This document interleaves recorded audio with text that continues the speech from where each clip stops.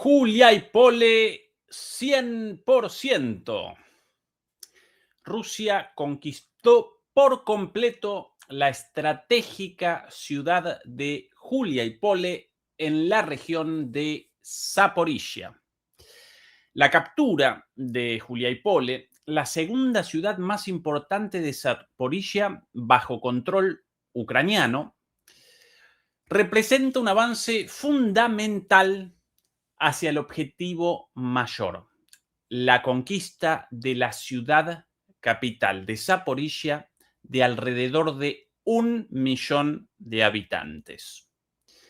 Las Fuerzas Armadas rusas aparecen en este momento más fuertes que nunca desde el comienzo de la fase abierta de la guerra en Ucrania en 2022, y a este ritmo podrían conquistar militarmente todos sus objetivos sin necesidad de negociación alguna.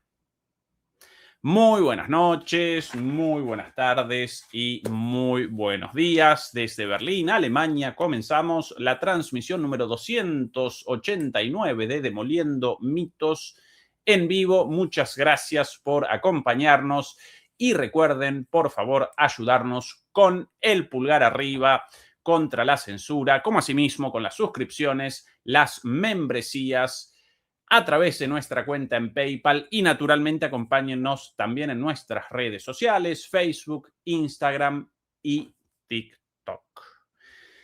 ¿Qué transmisión la de hoy?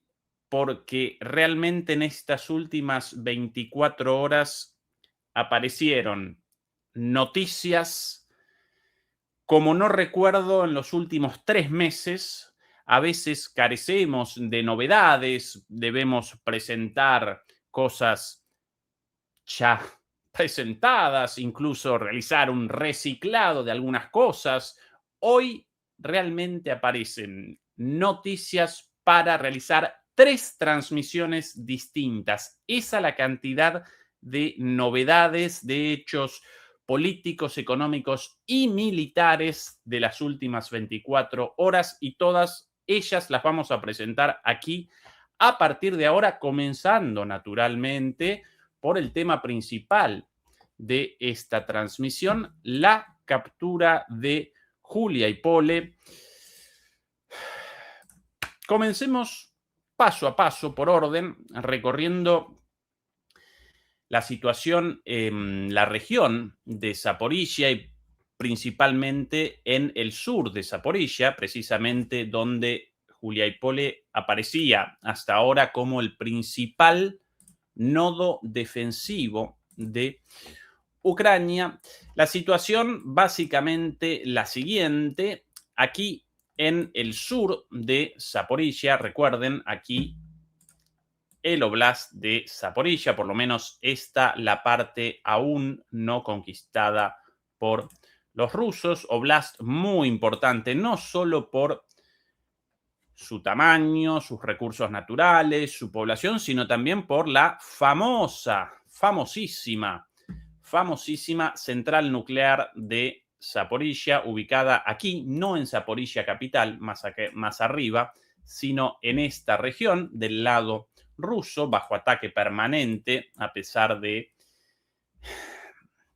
la presencia de personal de la Agencia Internacional de Energía Atómica, la cual por alguna razón documenta los ataques, pero no establece el origen, a pesar de que del lado de la central aparecen los rusos y del lado del frente disparando aparecen los ucranianos, pero ellos no pueden determinar el origen de los disparos. Aparentemente los rusos podrían estar realizando ataques contra la propia central bajo control de Rusia. Pero bueno, más allá de esto está la región de Zaporizhia, región importantísima porque desde el año pasado aparecen dentro de las regiones consideradas como rusas de acuerdo a la Constitución rusa, y esta región aparece, según Rusia, según el Poder Ejecutivo ruso, según el presidente ruso Vladimir Putin, esta región representa uno de los objetivos de la operación militar especial, uno de los objetivos de Rusia en esta guerra. Objetivo principal nuevamente aquí, fundamental, ciudad muy grande, muy importante, muy rica la de Zaporizhia. Y en ese sentido, antes de que presentemos la situación en Guliaipole, por aquí quiero presentar otro avance en la misma dirección registrado en las últimas 24 horas. En realidad los ataques aquí ya desde hace tiempo, pero como en toda guerra de desgaste, como el agua horadando la piedra, gotita tras gotita, gotita tras gotita, va generando el, el desborde, precisamente el desborde del dique de contención hasta que el dique finalmente colapsa. Y ahí presenciamos de repente muchísimos avances aparentemente sorpresivos, pero en realidad nada sorpresivos, sino que responden al trabajo de desgaste anterior de días y días de ataques. Bueno, después de muchos combates, primero por Kamiansk, luego por Plavny, ahora por Stepogirsk, ya tomada prácticamente en su totalidad, comenzaron avances rusos en estas últimas 24, quizás 48 horas, en toda esta zona. Una vez más, retrocedo para poder posicionar esto. Aquí, esta represa tan importante, a través de la cual el río Dnieper recorre su cauce hasta la desembocadura en el Mar Negro. Este es el río más importante de Ucrania. Esta es una represa un espejo de agua muy importante. De hecho, a partir de aquí generan, sí, el enfriamiento de la central nuclear de Zaporizhia. Muy importante este espejo de agua aquí. Y en esta zona, en dirección directa hacia Zaporizhia y ya cada vez más cerca de aquí hasta aquí, 15 kilómetros, increíble, 16 kilómetros prácticamente, 15,8, cada vez más cerca, avances rusos. Y ahora sí, la novedad del día de hoy, el comienzo de una ofensiva rusa caracterizada por múltiples puntos de ataque, ¿sí? Múltiples penetraciones en territorio ucraniano. Aquí lo presentan distintos mapeadores, inclusive, por ejemplo, Suriyak, mapeador neutral. Aquí una por el norte, o en realidad una hacia el norte, acompañando la margen derecha de la represa, otra hacia el norte, un poco más hacia el este, y acá varias en sentido lateral, según Suriyak, esto, de aquí hacia allí, por aquí otra, y varias líneas de ataque en esta dirección. Objetivo evidente, la captura, por un lado, de toda esta región, la generación de una plataforma para el ataque a la última aún defensa más o menos fortificada de Ucrania en Orejov, y una vez logrado eso, ya sí, directamente el ataque a Zaporizhia, ¿sí? Atención a el reporte de varios mapeadores distintos con este múltiple ataque en distintas líneas. Ahora sí, comencemos con Guliaipole, un poquito más a la derecha, pero todo como parte de la misma ofensiva en la región sur de la Zaporizhia, aún bajo control ruso, nuevamente con el objetivo de Zaporizhia. Aquí abajo, la última ciudad aún fortificada desde los tiempos del comienzo de la guerra, sin la intervención directa, o por lo menos sin la intervención abierta de las Fuerzas Armadas rusas. 2014, cuando comienzan los enfrentamientos entre los separatistas prorrusos, quienes rechazaban el golpe de Estado llevado a cabo en el contexto del Maidán, en toda Ucrania, pero por sobre todas las cosas precisamente en Kiev, en el Maidán. Maidán llaman a la plaza principal de Kiev, sede del gobierno. Aquí comienzan los enfrentamientos entre los prorrusos, ucranianos prorrusos, contra el gobierno central. Y desde ese entonces esta ciudad aparece fortificada y cada vez más atrincherada, pero a pesar de ello pudieron los rusos conquistarla por completo el día de hoy. Vamos a presentar las imágenes. El último nodo defensivo fuerte junto a Orejov, no tan fortificada, pero aún así todavía dentro de esta línea defensiva fuerte, ya superada prácticamente a lo largo de, atención a esto, está la línea de defensa fuerte de Ucrania, superada por completo prácticamente a lo largo y a lo ancho de todo el frente de contacto. Aquí todavía un pedacito de la línea original, pero muy vulnerado precisamente porque ya que los rusos pudieron realizar avances más al este de Guliáy-Pole, pudieron entonces comenzar una ofensiva no solamente de frente, por llamarlo de alguna manera, de sur a norte, desde abajo hacia arriba, sino también desde arriba hacia abajo. Entonces comenzaron, ahora sí, una ofensiva por la retaguardia. Y esta, la última ciudad más fortificada aquí, mientras que Orejov también está en esta misma línea un poquito más adelante. Imágenes de la situación. Aquí, una vez más, esta la segunda ciudad más importante de Zaporilla, todavía bajo control ucraniano. Y una vez más, una vez tomada esta ciudad, próximo objetivo, también por la retaguardia y por el frente, Orejov, asimismo, según esta ofensiva iniciada hoy de Rusia, así hacia el norte y hacia el este, hacia la derecha, también acometerán a Orejov por la retaguardia opuesta, ¿sí? Y una vez destruida Orejov, o más que destruida, conquistada Orejov y rota toda la línea defensiva principal, directo a Zaporilla. Esa es la importancia estratégica de Guliáy-Pole. Imágenes. Comencemos por las imágenes del día de ayer, más que interesantes.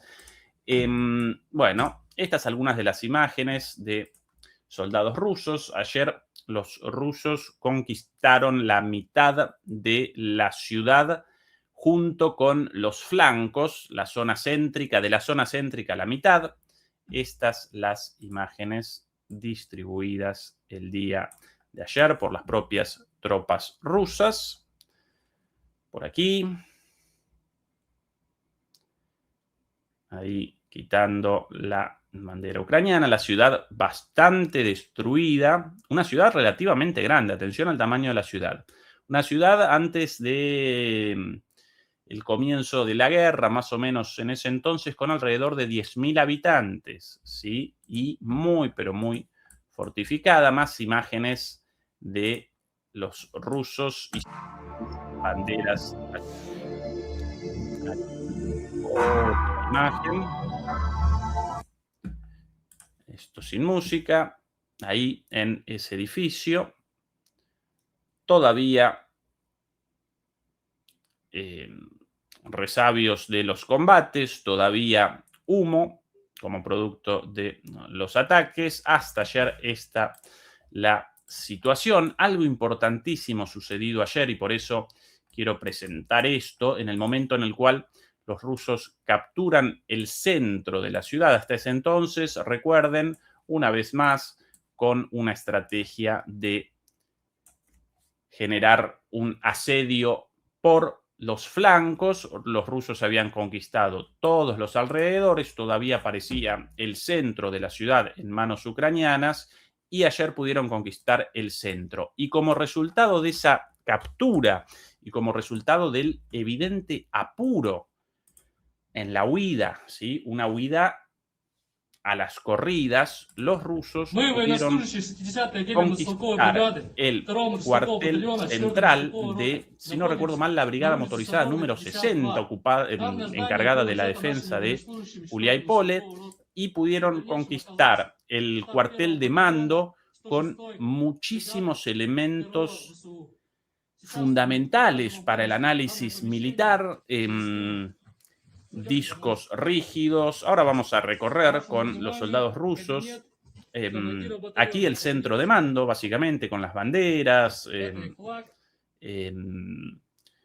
distintos materiales impresos, computadoras portátiles u ordenadores portátiles, archivos, radios, documentos ahí, muchísimos documentos, teléfonos celulares, algunos de ellos desbloqueados incluso. Hay una tablet, atención, ese teléfono desbloqueado con la información ahí. Esto responde evidentemente a la huida a las corridas, ¿sí? A último momento. Retrasaron radios, atención a la cantidad de elementos, retrasaron la salida. Obviamente, esto también un centro de operación de drones, obviamente, ¿no? Por eso los monitores y demás, mapas, de todo.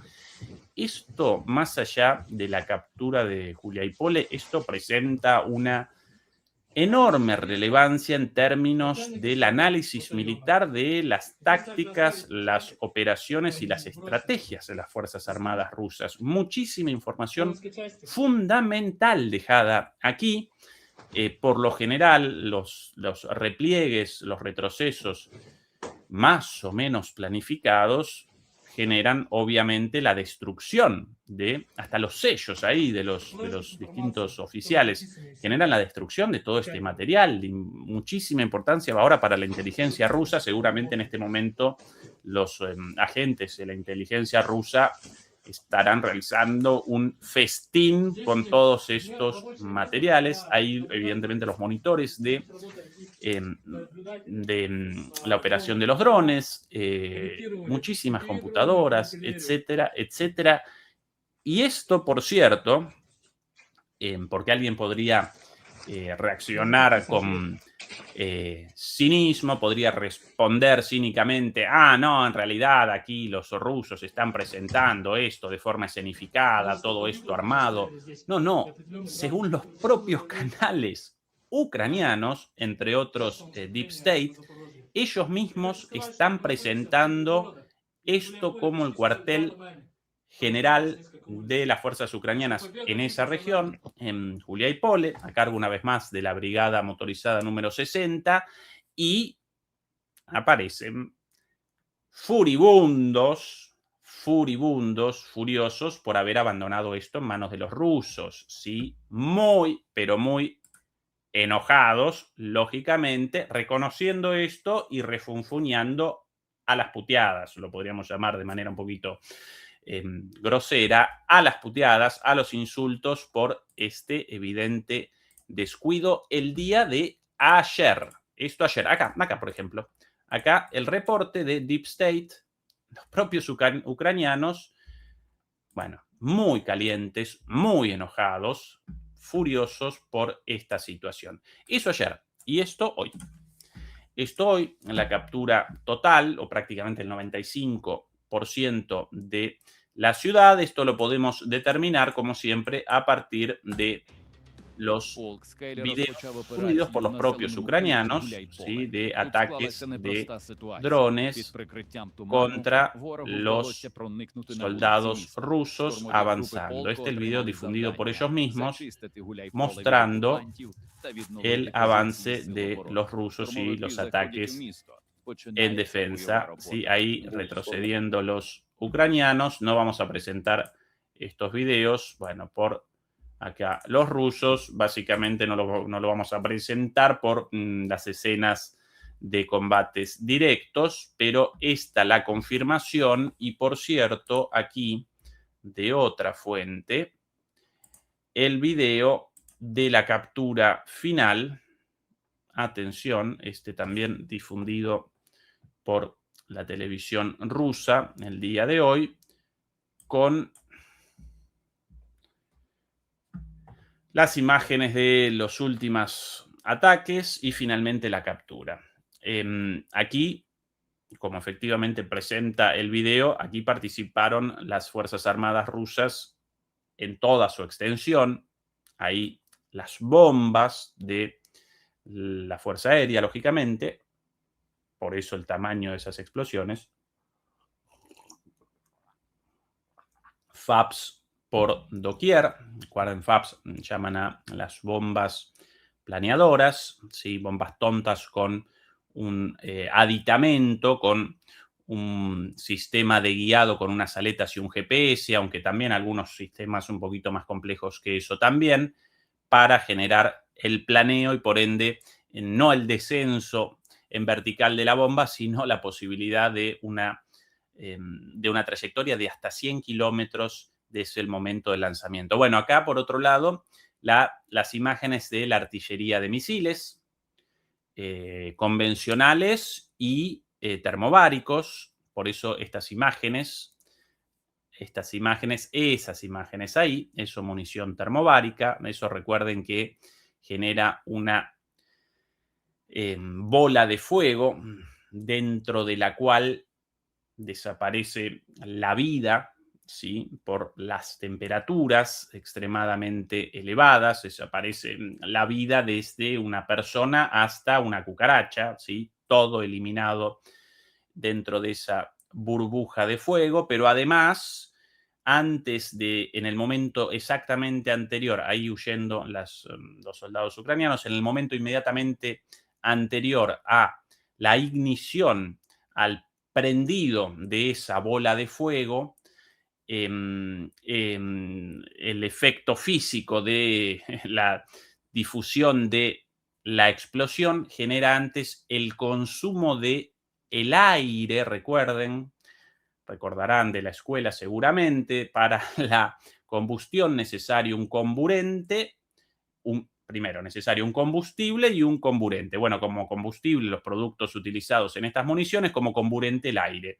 Por eso, antes de la ignición, con una chispa, lógicamente, antes del momento de la combustión, el comburente, el aire, desaparece no solamente en el lugar de la explosión, sino en un radio prácticamente de 600 metros a la redonda, con lo cual las personas ubicadas ahí también presentan heridas gravísimas debido a la bomba de vacío, a la extracción inmediata del aire, ¿sí? A su alrededor, y heridas internas y desgarro de los órganos, ¿no? Así de demoníacas estas bombas termobáricas. Ahora presenciamos el trabajo de los drones, por eso caracterizábamos a esto como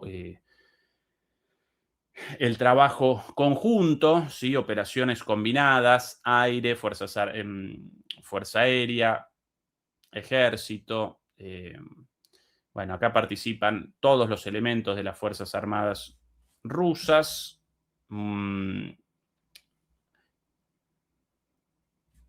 Bueno, acá no, cuidado, eso que no queremos presentar nada truculento, como siempre. Bueno, acá personas, bueno, por ahí, ver personas y vehículos destruidos, etcétera, etcétera. Artillería convencional, artillería de cohetes, artillería termobárica, drones, batalla de drones contra drones, como esto aquí, cada vez más común. Hay un Baba Yaga destruido y finalmente sí el trabajo de la infantería en el avance y en la limpieza de los edificios, casa por casa, edificio por edificio. Estas las imágenes y al final, bueno, esto sí, este pedacito final ya he visto recién, el izado de la bandera. Bien, bien, bien, bien. Este otro video más acá, con también la bandera, capturado entonces Julia y Pole, ahora sí, en su totalidad. Muy, pero muy importante. Bien, un poquito más, y no vamos hoy a presentar exclusivamente los avances de Rusia, porque queremos presentar muchas más cosas también en términos políticos, en términos económicos, en términos de las negociaciones y las relaciones con Estados Unidos, en términos de las declaraciones recientes de Putin hace minutos nada más, tremendas. Bueno, aquí, día de ayer, atención al avance ruso en esta región, ya al otro lado del río Aichul, Aichul es el nombre de este riacho por aquí. Recuerdo, hace no mucho presentábamos en una charla junto a Fernando Moragón la captura del primer punto de esta autopista P85, fundamental para el aprovisionamiento de Uliaipole y de toda la región sur de la Zaporilla, todavía bajo control ucraniano. Bueno, ya conquistaron toda la carretera desde aquí arriba hasta este lugar, pero ahora también realizaron el cruce del río ubicado inmediatamente al lado, en la margen izquierda de esta carretera, ¿sí? Y generaron aquí una cabeza de puente de alguna forma, realizaron una captura muy importante el día de ayer en este lugar conocido como Kozitzebe.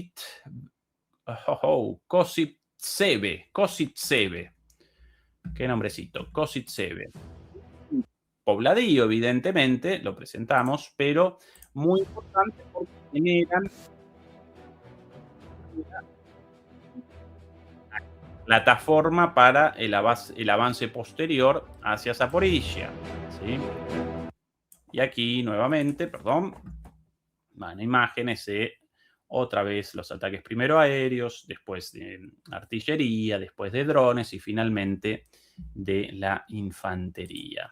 Un poquitito más rápido y con mucho cuidado de no presentar ninguna imagen de nadie ni muerto ni herido, nunca esa la idea. Bueno, los drones limpiando incluso dentro de las trincheras, vehículos destruidos, uno tras otro.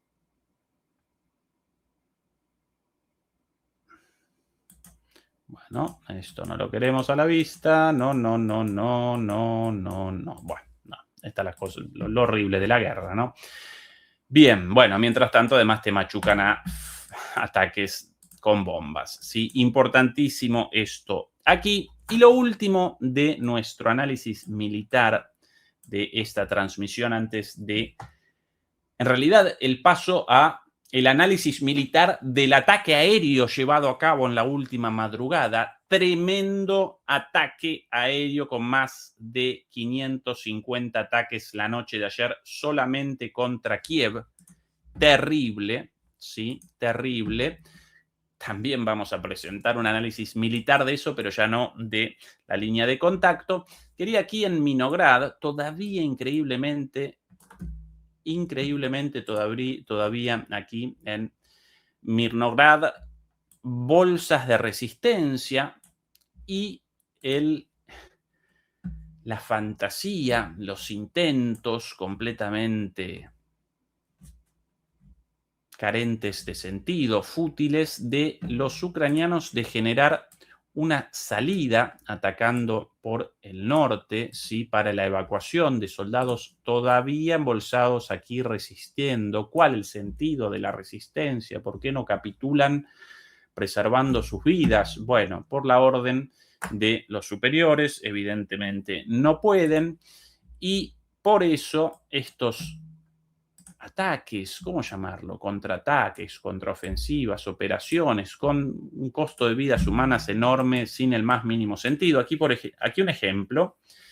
Lo presentamos solamente como una muestra de la estupidez de esta fantasía de que todavía Pokrovsk y Minograd presentarían de alguna manera chances de una contraofensiva ucraniana, de que los ucranianos pudieran reconquistar esto, algo delirante.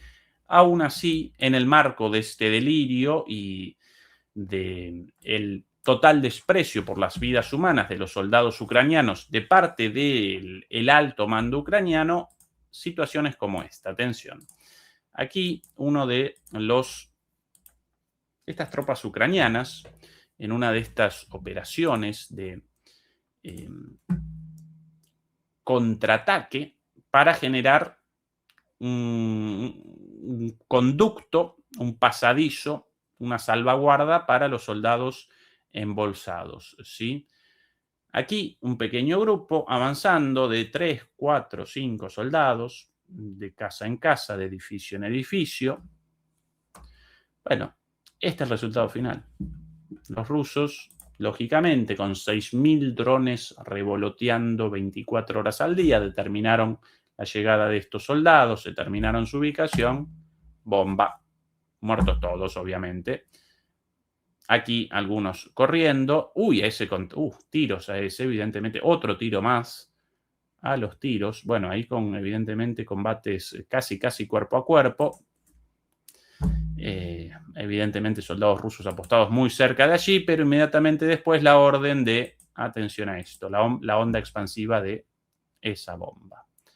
Bomba, y esa gente obviamente muerta, ¿sí? ¿Cuál es el sentido de esto?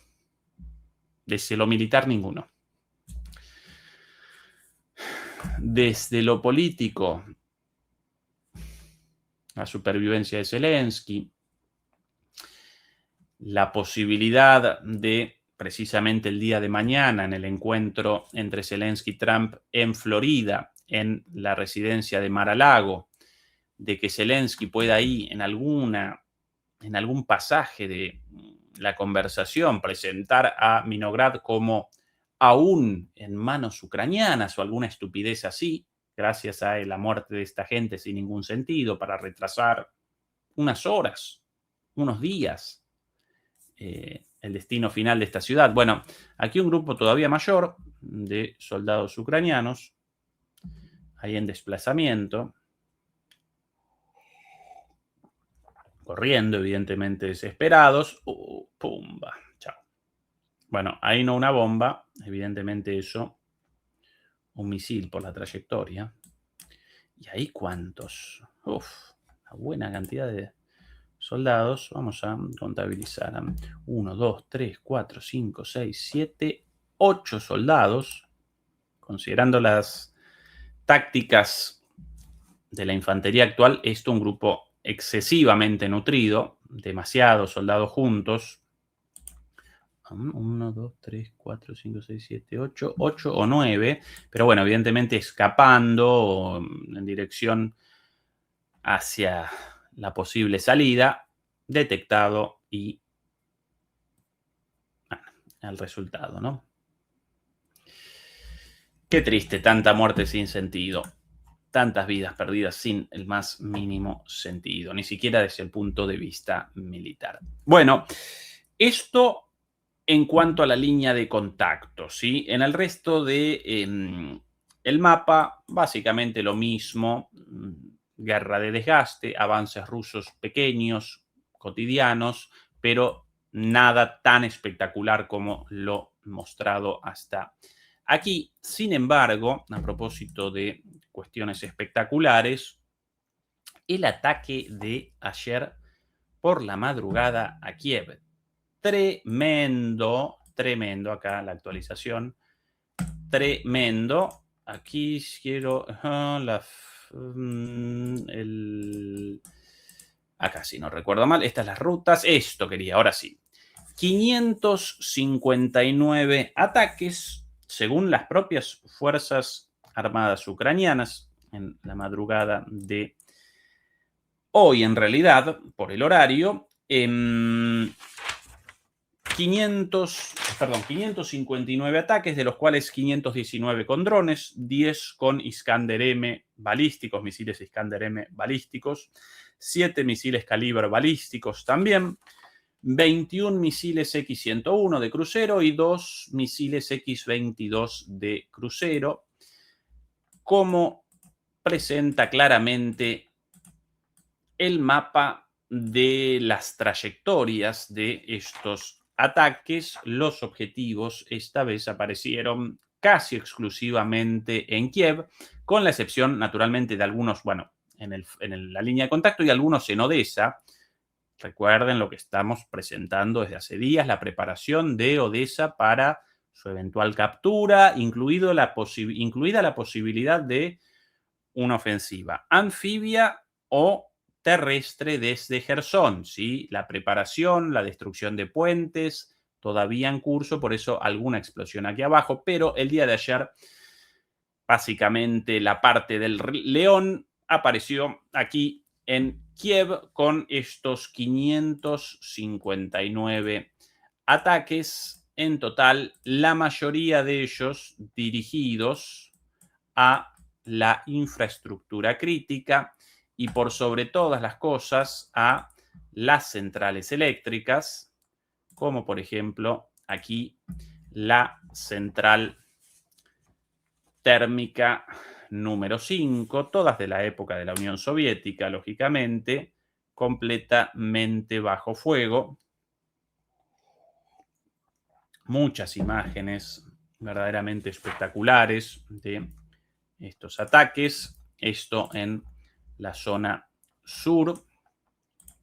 Más imágenes aquí, una imagen interesantísima de la ciudad en la noche, casi por completo oscuras, iluminada, atención a los edificios, todos apagados, iluminada casi exclusivamente por las bombas, ¿verdad? ¿No? Ahora sí. Las bombas, o más que los dronazos, los drones más que las bombas. ¿Sí? Y el fuego, la esquela de fuego, casi, bueno, en broma algunos, como una suerte de troleo, algunos blogueros presentaban esto como la discoteca de Kiev, ¿no? Porque realmente recuerda una discoteca por el efecto de las luces, en este caso, de las explosiones, lógicamente. Más... Bien sin sonido, bueno. Este con sonido. Esto con sonido. O muy poquito sonido, muy bajito. Por lo menos yo aquí no escuchando. Ahora sí. Hay un poquitito.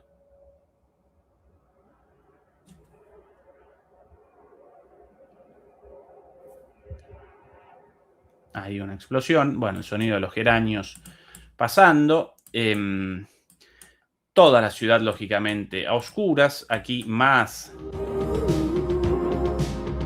Bueno, la ciudad completamente a oscuras, bajo el fuego de los drones. Sí, otra vez espectacular esa imagen en el fondo. Ataques por esta zona también. A edificios aquí. Esto captado por algún vecino. Esto en la mañana de hoy. Más aquí. Las consecuencias de un ataque contra algún objetivo. En un edificio también. Otro ataque más. Aquí ardiendo otro edificio más. Bueno. Simplemente ataques. Más ataques en todo Kiev. Más al norte incluso en la central hidroeléctrica. No solamente acometieron las dos centrales termoeléctricas, la número 5 y la número 6, sino también aquí la central hidroeléctrica. Está atacada con misiles. Aquí el resultado de los ataques, la destrucción en varios puntos. Aquí todo completamente... Bueno, no todo completamente, pero sí todo completamente dañado. No todo completamente destruido, pero bueno, ahí inclusive es difícil el paso.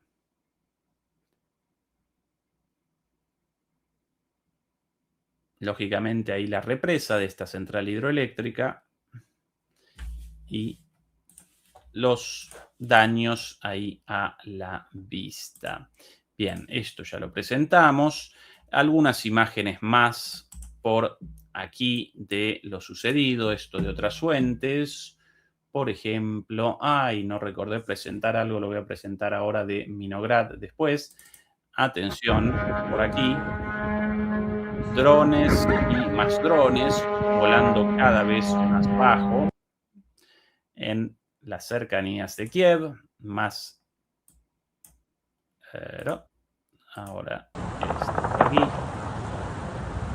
Fuego antiaéreo, otro dron más. Aquí una situación bastante curiosa con este dron.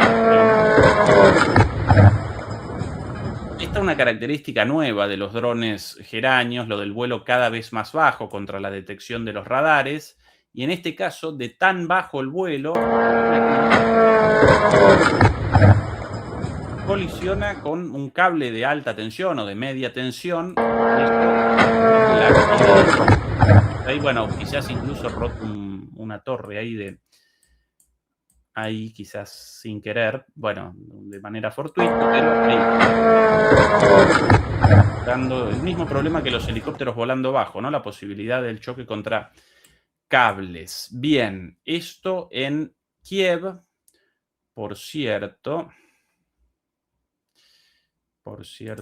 quería también antes presentar, y no recordé esto, en Minograd, hace un ratito, Minograd, perdón, debería haberlo presentado hace un rato, el video hecho por los rusos troleando a los ucranianos, todavía bolsas de resistencia, pero atención a la aparición de alguien en el centro de Minograd ya capturado por los rusos. Atención, ¿eh? Hay un señor de barba, está la alcaldía, la municipalidad de Minograd, un señor de barba blanca, Papá Noel con la bandera rusa. Esto el día de ayer, un troleo, Papá Noel ahí con la bandera rusa, esto en Minograd, un troleo de los rusos contra los ucranianos en Minograd. El día de ayer ya mucha nieve, mucho frío, mucho frío. Aquí los civiles, una señora ahí mayor con bastón, un matrimonio evidentemente, saludando a los soldados rusos. Bien. Pero, ¿qué comienza esto? Bien. Esta es la situación militar. Ahora, la situación política de Zelensky, de su camarilla, de sus secuaces, no aparece mucho mejor. De hecho, recordarán que Zelensky, después de la elaboración de un plan de 20 puntos a partir del plan de 28 puntos, esta estupidez de plan y contraplan, además, como si aquí presenciáramos la existencia de una suerte de problema matemático, entonces los actores presentan fórmulas, ¿sí? Un plan, otro plan, con la idea de generar una resolución a partir de una ocurrencia. Y no, acá comenzó una guerra por la existencia de un conflicto irreductible, ¿sí? Entonces, ¿quién va a determinar finalmente la resolución del problema? El ganador por la fuerza, imponiendo su voluntad cuando la otra parte capitule, ¿sí? Entonces, plan contra plan, propuesta contra propuesta, idea, ocurrencia, chispita, todas estupideces, ¿sí? Porque el conflicto clarísimo, las posiciones de ambas partes clarísimas, y o bien una parte cumplimenta las condiciones de la otra, o bien la guerra persevera en el tiempo, ¿sí? La guerra determina por la fuerza la resolución real del conflicto. Pero bueno, en Miami la negociación entre, como lo llama Juan Antonio Aguilar, la patronal inmobiliaria de Kushner y Witkoff, los enviados para los representantes de Trump y los representantes ucranianos encabezados por Umerov después de la renuncia de la mano derecha, el jefe de gabinete de Zelensky debido a los escándalos de corrupción. Entonces, la representación ucraniana básicamente era capitaneada por Umerov. Esta vez, bueno, ellos generaron del plan original de Trump de 28 puntos un plan de 20 puntos. Y ahora comenzaron las negociaciones entre Zelensky y ya la cabeza del Poder Ejecutivo, el propio presidente Donald Trump en Estados Unidos, para determinar si presentan esto como realmente algo negociable con Rusia. Rusia ya aparece en poder de este plan, o si deberá Zelensky retroceder aún más en sus demandas o en sus condiciones. Por cierto, este plan de 20 puntos, si ya el plan original aparecía como inaceptable para Rusia, más allá de que presentaba muchísimas de las condiciones rusas como cumplidas, como dadas, aún así, recordarán que ese plan determinaba, según la versión, pero determinaba la existencia en el futuro de Ucrania de fuerzas armadas de 650.000 soldados o de 800.000 soldados. Bueno, un delirio, porque deberían contabilizar 0 soldados, según los rusos, o muy poquitos, 25.000, una cosa así, no más que eso. Bueno, en este nuevo plan presentaba incluso más cantidad de soldados, el retroceso del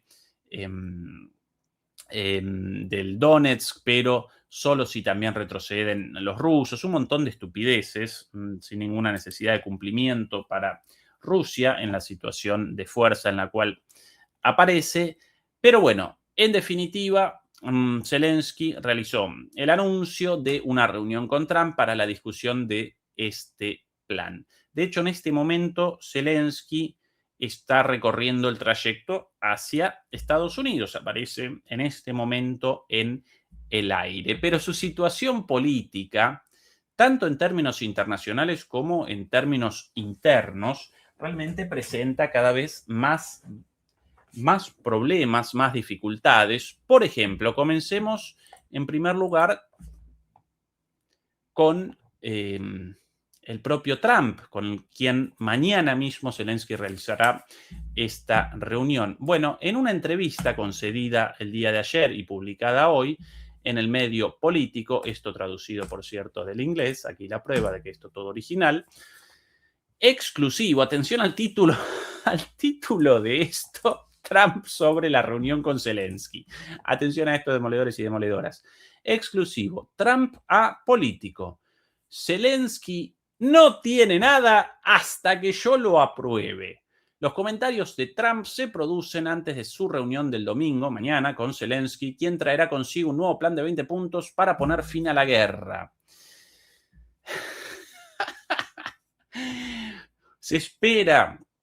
El presidente Trump se presentó el viernes como el árbitro máximo de cualquier acuerdo de paz entre Ucrania y Rusia. Se espera que el presidente ucraniano Zelensky se reúna con Trump en Florida el domingo mañana y comunique a la prensa que trae consigo un nuevo plan de paz de 20 puntos. El marco incluye una zona desmilitarizada y se espera que la reunión se centre en las garantías de seguridad de Estados Unidos. Bueno, esa es la idea delirante de este plan, que retroceda Ucrania del Donetsk, pero que esa zona, que el Donetsk presente una suerte de zona desmilitarizada, sin tropas rusas, sin control militar ruso. Bueno, un delirio. Rusia nunca va a convalidar esta locura.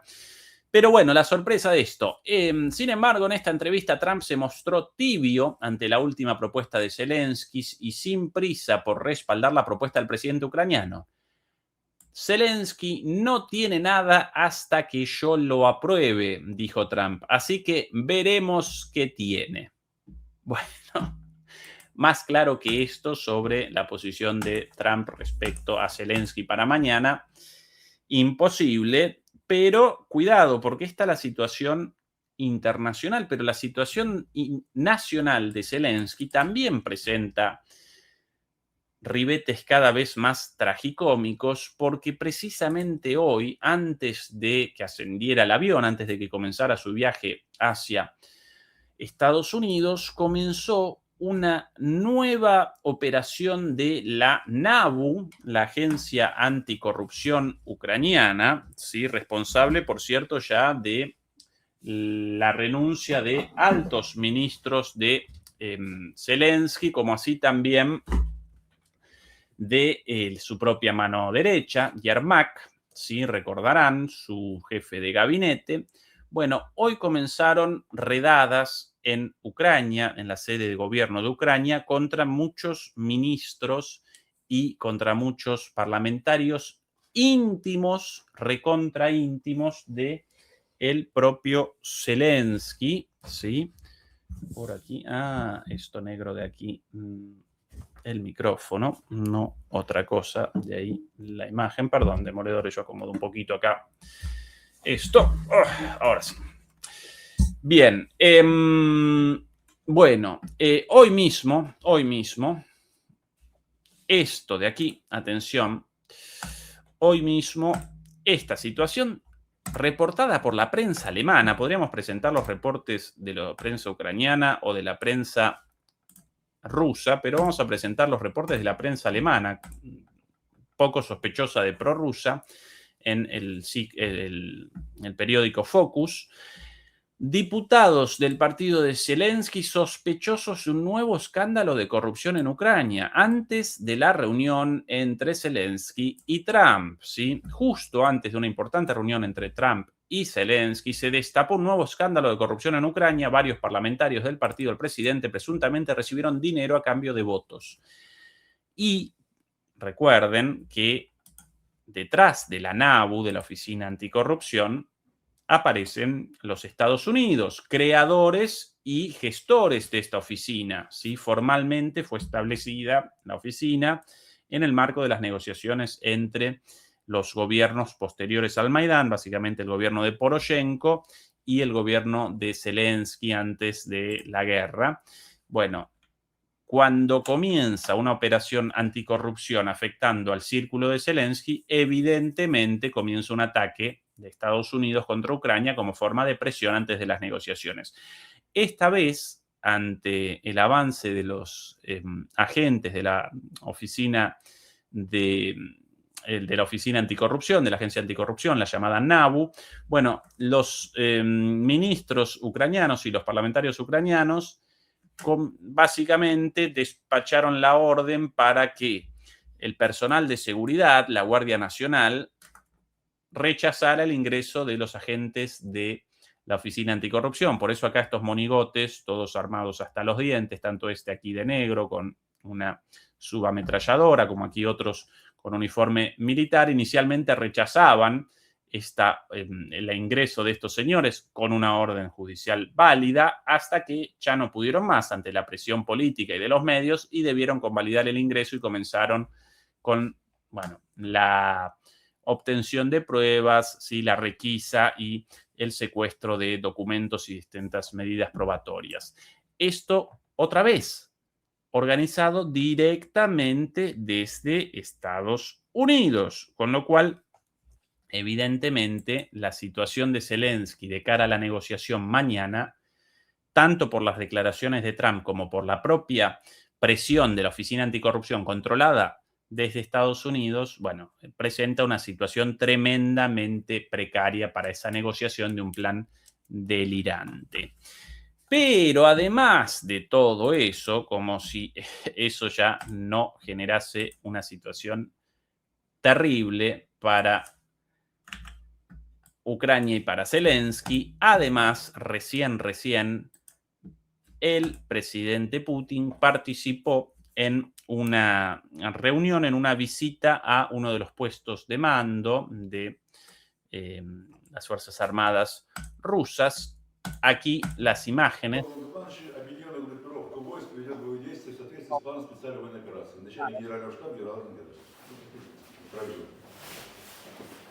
Aquí el ingreso. Товарищ Верховный Главнокомандующий, участники совещания к работе готовы. Начальник Главного оперативного управления генерал-полковник Рудской. Здравия желаю. Уважаемые товарищи, добрый день. Bueno, ahí Putin presentó un reporte de la situación y sus oficiales presentaron a su vez в зоне специальной военной операции. Знаю, что вам есть что доложить, чем порадовать наших граждан. Bueno, lo más interesante de las cosas hechas por Putin y por Gerasimov y por otros oficiales aquí en una larga transmisión de todo esto, apareció en el momento de referencia a la situación en Kiev. Atención a lo dicho por Putin aquí. Quizás un poquito más bajo. Atención a estas palabras textuales de la transcripción del reporte de Putin. Vemos algunas personas inteligentes en Occidente que sugieren que las autoridades de Kiev acepten condiciones decentes para poner fin al conflicto que proporcionen una buena base para garantizar la seguridad de Ucrania en una perspectiva histórica de largo plazo, para restablecer las relaciones con Rusia y la economía ucraniana. Mientras aquí Gerasimov presenta su parte, ¿sí? En este reporte. Bueno, esto evidentemente una referencia de Putin a los intentos de una supuesta negociación de Estados Unidos por un plan de paz, con el plan este famoso, los 28 puntos, ahora convertidos en 20 por Zelensky. Pero, atención ahora, Sin embargo, hoy, lamentablemente, los líderes del régimen de Kiev no tienen prisa por resolver este conflicto por medios pacíficos. Palabras textuales de Putin. Dije esto hace un año hablando en el Ministerio de Asuntos Exteriores, pero hoy, a juzgar por sus informes y el ritmo de los acontecimientos en el frente, nuestro interés en retirar las formaciones militares ucranianas de los territorios que actualmente ocupa se ha reducido prácticamente a cero por diversas razones.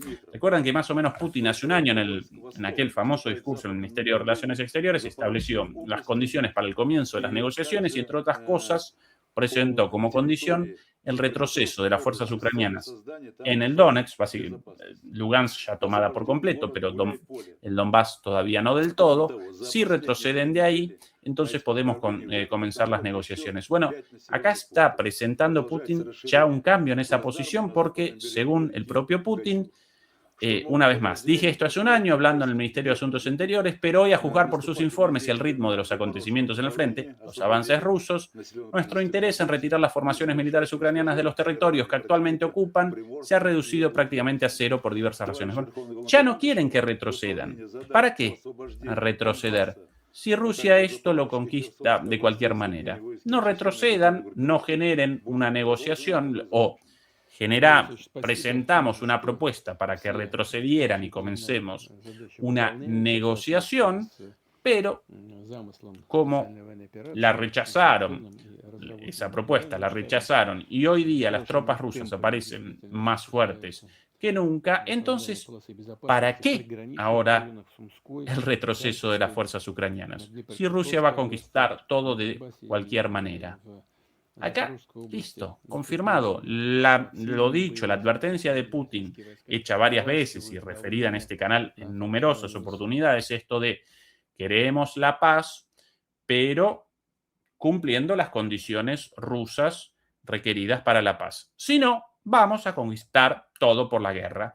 Y ahora, precisamente una vez más, la confirmación de Putin, la dirigencia ucraniana rechaza la paz, con lo cual nosotros ya no queremos más el acuerdo de que ellos retrocedan y que comencemos negociaciones. Basta de charlas, basta de negociaciones, basta de propuestas. No quieren la paz, listo, muchachos, lo conquistamos militarmente al ritmo al cual las tropas rusas están realizando avances en el territorio y al ritmo al cual la Fuerza Aérea Rusa está machacando a bombazos la infraestructura estratégica ucraniana a lo largo y a lo ancho de todo el territorio ucraniano, por sobre todas las cosas, en Kiev, en Lviv, en Odessa, etcétera, etcétera, etcétera. Esta es la confirmación. Aquí un poquito más de Putin, de lo dicho. Las autoridades de Kiev no desean poner fin al asunto pacíficamente. Resolveremos todas las tareas que tenemos ante nosotros por medios armados durante una operación militar especial. Aquí Putin una vez más hablando, así me acompaña él con sus palabras mientras presento la transcripción de su reporte. Otra vez, las autoridades de Kiev no desean poner fin al asunto pacíficamente. Resolveremos todas las tareas que tenemos ante nosotros por medios armados durante la operación militar especial. Analicemos las tareas inmediatas aplicables a aquellos grupos cuyos comandantes asisten actualmente a nuestra reunión. Y ahí los llama a todos al trabajo concreto del reporte de cada situación específica. Lo dicho aquí, demoledoras y demoledoras. Muchas gracias, Javier, por el mensaje. Seguí el ánimo, tus reflexiones son alimento para hoy y el futuro. Muchas gracias, estimado Javier. Lo dicho acá 1000 veces, Rusia quería una negociación, quería la paz, pero Ucrania debía responder y cuanto antes respondiera eso, mejor para Ucrania. Bueno, a este ritmo determinan finalmente los rusos que van a conquistar sus objetivos militarmente. Y cuidado,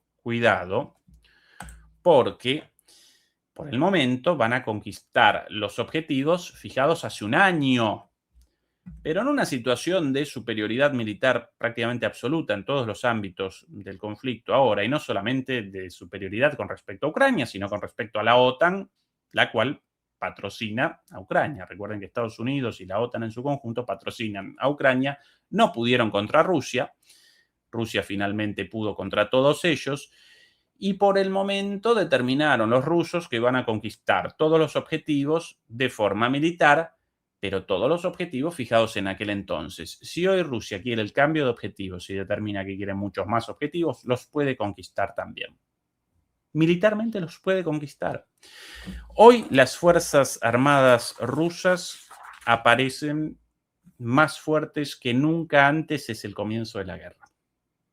Desde la fase abierta, desde el comienzo, la fase guerra abierta, la guerra comenzó en 2014, recuérdenlo, pero bueno, la fase abierta desde febrero de 2022. Cuando comenzó la guerra, Rusia presentaba en su operación militar especial alrededor de 125.000 efectivos. Aparentemente mucho, pero a lo largo de un frente tan largo, en realidad muy poco. Con esto quería generar una negociación, ¿sí? Quería determinar el forzamiento de una negociación, quería generar una negociación y la generó la negociación, ¿sí? La operación pudo cumplimentar ese objetivo, responder a ese objetivo de generar una negociación, la cual comenzó primero en Bielorrusia, después en Turquía. Ya parecía cerrado un acuerdo, ya parecía negociado y aparecía prácticamente cerrado, prácticamente firmado, hasta la llegada de Boris Johnson con la orden de Biden o de, en realidad, de las personas detrás, los halcones neoconservadores y detrás de Biden, para que Zelensky rechazara el acuerdo ya cerrado. Y esto no solo lo estamos presentando nosotros aquí, sino que uno de los negociadores de Ucrania en esas reuniones, todavía miembro del partido Siervos del Pueblo, el partido de Zelensky, también lo presentó públicamente. Habíamos generado un acuerdo, habíamos realizado negociaciones en Bielorrusia, habíamos realizado negociaciones en Turquía, habíamos generado un acuerdo, solamente debían de alguna manera redondearlo con su firma, Zelensky-Putin, debían determinar finalmente el cierre del acuerdo, un acuerdo parecido a los acuerdos de Minsk, pero la orden de la OTAN determinó que no, nada de acuerdo. 1 millón de muertos después, hoy, las Fuerzas Armadas rusas ya no presentan en el territorio 125.000 soldados como entonces, sino que según el propio Putin, presentan en este momento en el campo de batalla, participando directamente, 750.000 soldados. Otra vez, de 125.000 a 750.000 en el campo de batalla. Recordemos, además, que acompañan a esos 750.000 soldados en el campo de batalla alrededor de 1.600.000 soldados activos en la retaguardia, ¿sí? Con lo cual, 750.000 más 1.600.000 y más o menos 2,5 millones de soldados activos, no reservistas, no reservistas, activos, ¿sí? 2,5 millones, 3 millones de soldados hoy día. Cuando comenzaron, no, mucho menos.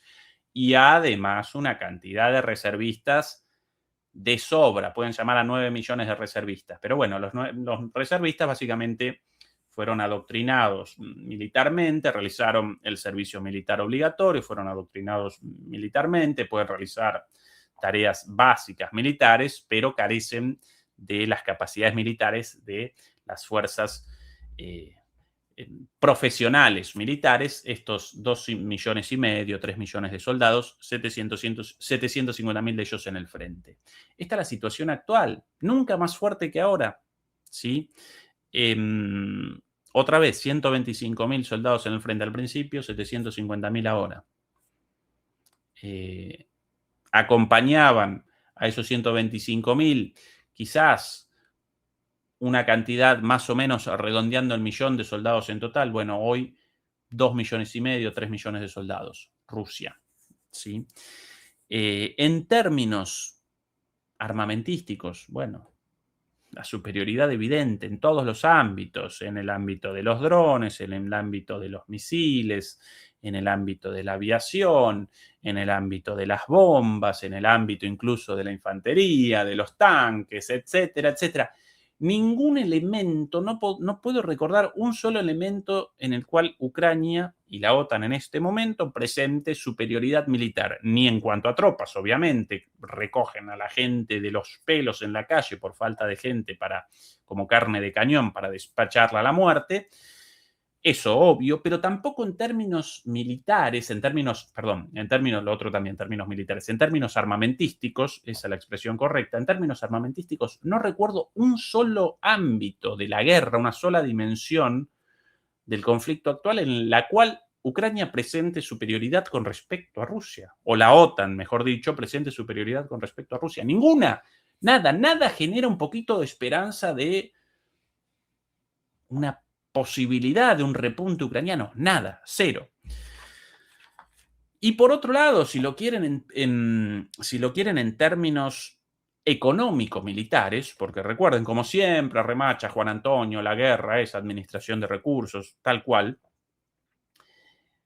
En términos económico-militares, por cierto, tampoco generó Rusia, retrocede una vez más a las tropas, tampoco generó una movilización general, de ningún modo. Generó la movilización de 300.000 reservistas, solo como voluntarios, preparados, y nada más que eso, ninguno enviado al frente en su momento, ya hace más de un año, 2 años casi, no más que eso. En Ucrania, una vez más, recogen a la gente de los pelos, la gente mayormente varones, ¿no? Pero en términos económicos, atención a esto, el presupuesto de defensa, el presupuesto de Rusia para la guerra, el presupuesto militar de guerra, representa ahora alrededor del 6% del PBI ruso, ¿sí? De la economía rusa, del producto ruso, el presupuesto de defensa representa el 6%.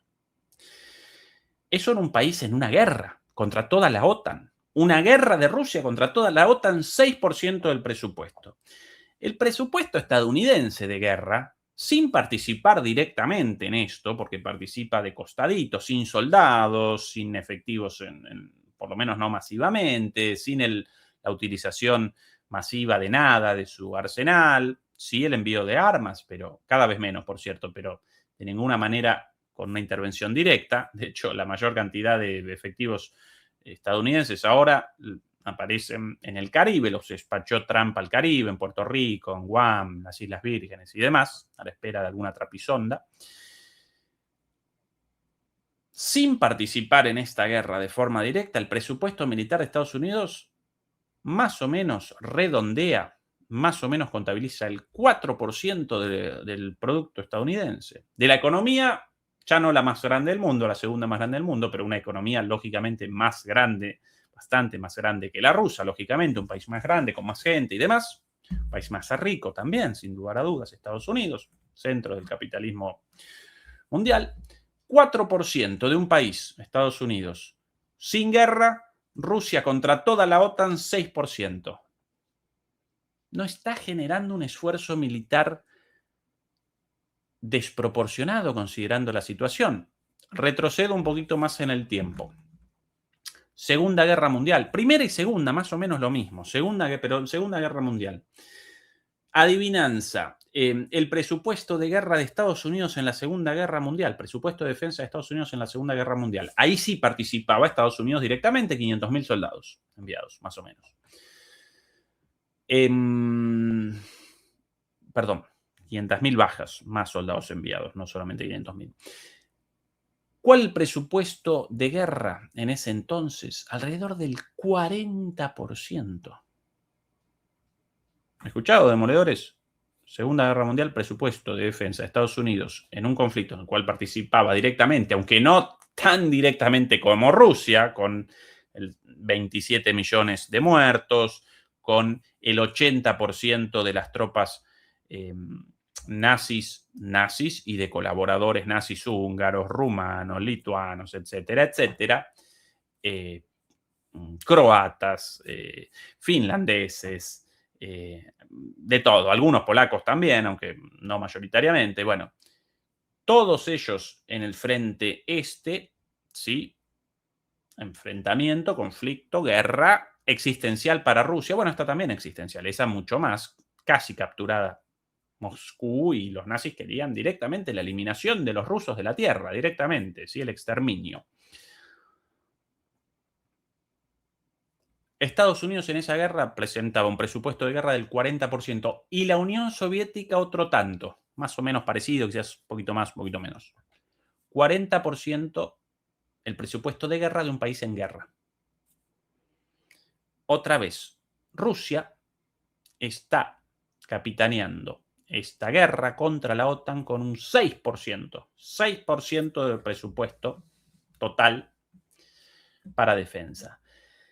Alguien va a responder por ahí, bueno, pero 6% representa mucho. Sí, representa mucho para un país en paz, para un país sin una guerra, pero para un país en guerra y en guerra con toda la OTAN, no está generando un esfuerzo desproporcionado considerando la dimensión de la guerra, considerando el adversario, considerando las cuestiones en juego existenciales para Rusia. Con lo cual, ¿por qué todo este cálculo? ¿Por qué toda esta reflexión? Porque precisamente eso, el hecho de que no esté realizando un esfuerzo desproporcionado, determina la posibilidad de la continuidad de ese esfuerzo. Con este gasto, con estas tropas, con este nivel de reclutamiento, Rusia puede participar en este conflicto contra Ucrania o contra el próximo elemento proxy, contra el próximo representante de la OTAN o de Europa o de Estados Unidos contra Rusia. Si puede participar en esto, puede perseverar en esto casi indefinidamente.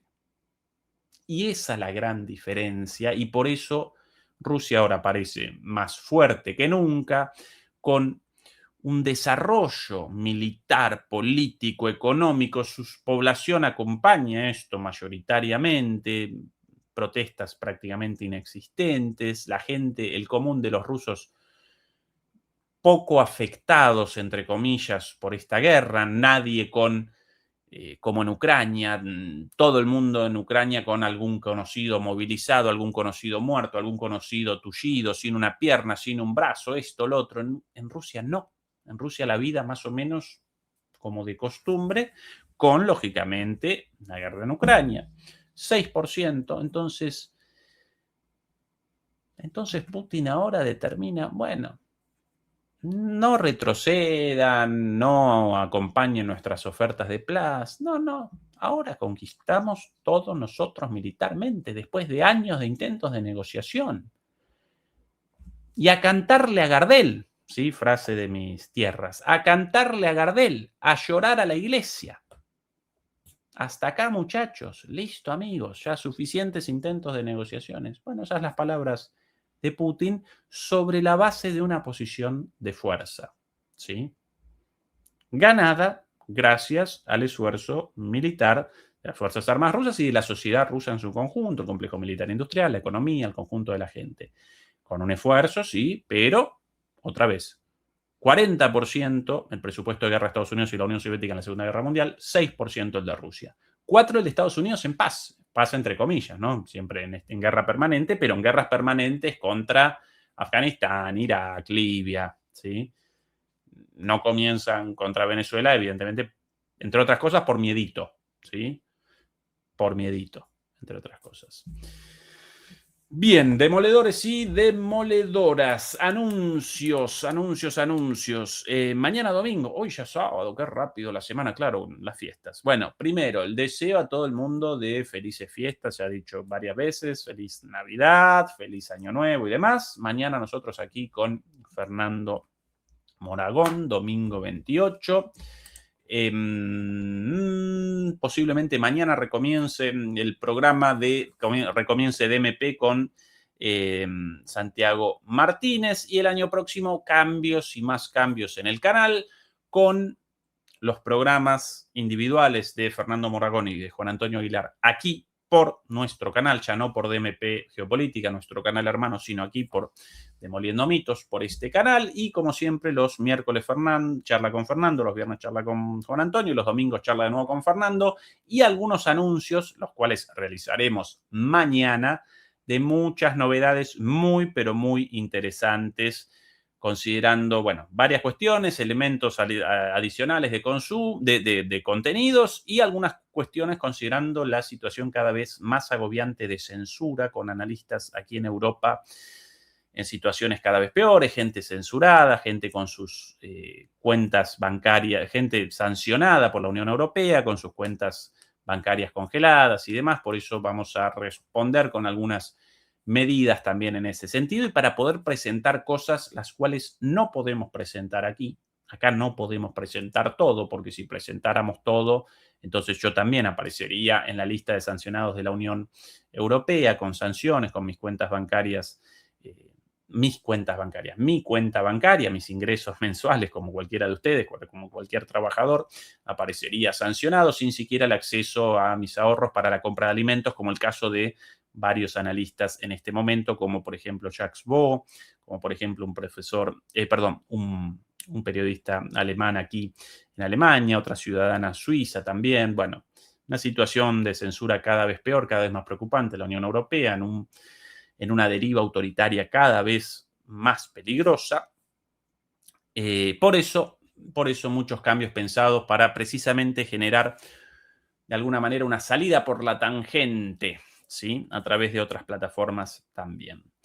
Demoledores y demoledoras, muchísimas gracias por habernos acompañado. Recuerden una vez más el like, por favor, la suscripción gratuita a todo el mundo, la campanita de notificaciones para quien quiera los avisos de nuestras transmisiones y de nuestros contenidos. Ayúdennos a través de las membresías, las reactivamos hace poquito, nos ayuda mucho eso a través de PayPal, y acompáñennos en nuestras redes, Facebook, Instagram y TikTok, y también en nuestro canal en inglés cada vez más grande.